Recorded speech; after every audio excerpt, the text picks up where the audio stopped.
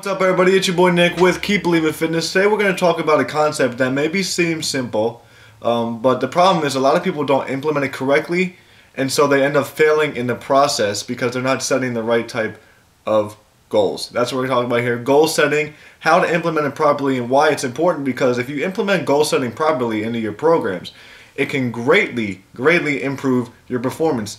Now I'm going to talk about a lot of different information here because there are a lot of different types of goals. So you may want to take some notes in order to give yourself a better advantage and really try to understand this concept better. The first goal I want to talk about is subjective goals. Okay, these are not the goals we want to set. They're more like having fun, getting fit, trying your best at something.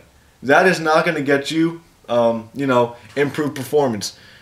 Yes, it's important to have fun and get fit, but if those are the type of goals you're saying to yourself, then you're really not going to get anywhere. So you want to try and eliminate those type of goals.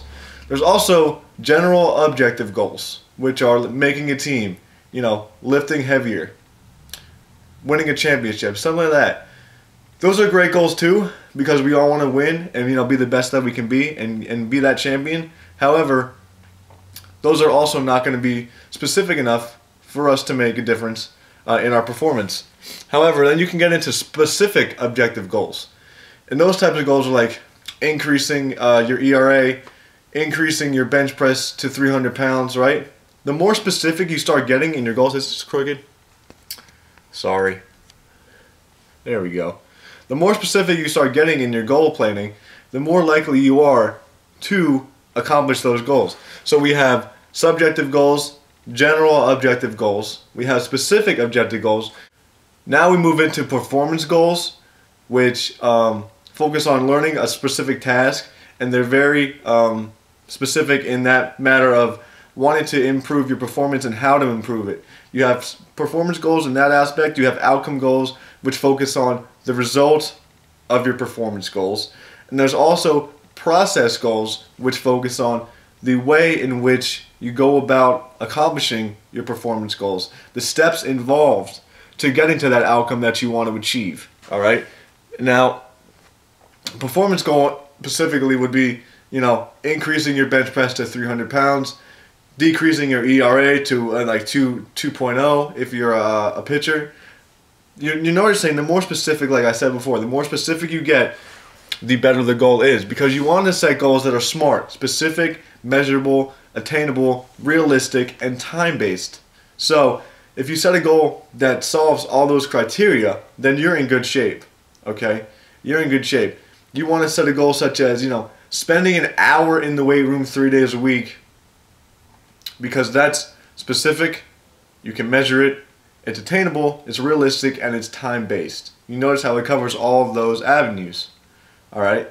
So you don't want to set too much too fast, because that's where a lot of people fail, is they either set a too general of a goal, or they try and accomplish too much too fast, and it's just not going to happen, because we have to be specific and focus on one thing at a time for us to achieve better results. You also want to write down your goals. The more and more you write it down, or the more you say it to yourself in your head, the greater the chance is that you're going to achieve that goal. Okay? So it may be hard to sometimes come up with these performance-oriented goals because of how specific they need to be.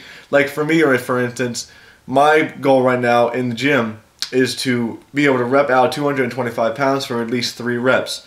That's a performance goal, because that's how I want to be measured in my bench press performance, right? And it's specific and measurable and attainable.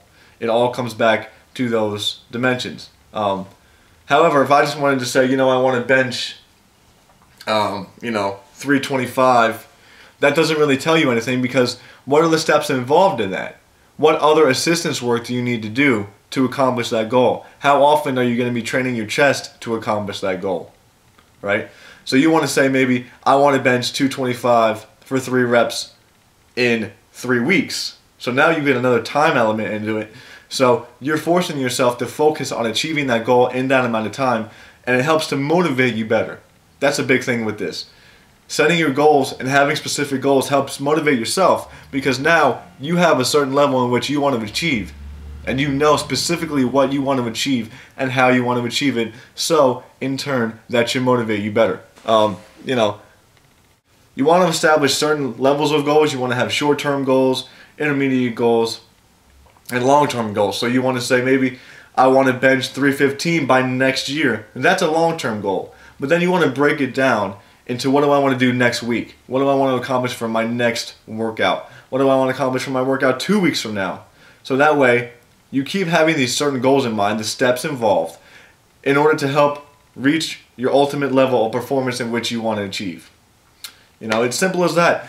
It may sound like there's a lot involved in it, but when you really break it down, it's really not that difficult, and it is like, you know what, that makes a lot more sense than me just saying, you know what, I want to go in the gym and, you know, have a good workout. That's not a real good goal, because you know, maybe you won't have a good workout and then you're going to be upset.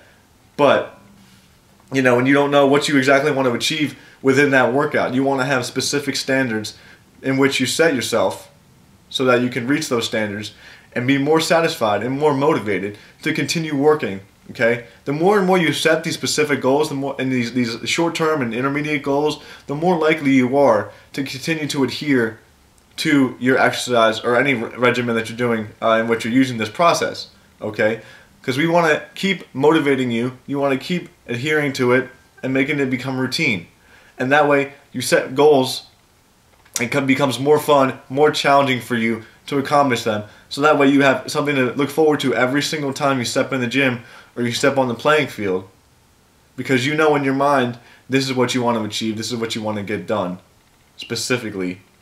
And that you can do it. You don't want to set a goal that's way too outlandish and there's no way you're going to achieve it, because then when it doesn't happen, you're going to be upset and you're going to be like, oh man, I wasted all that time for nothing. No, you want to set goals that are specific, measurable, attainable, realistic, and time-based. And that way, you will have improved performance in the gym, you'll be more motivated, and you'll be a happier person when those goals are achieved.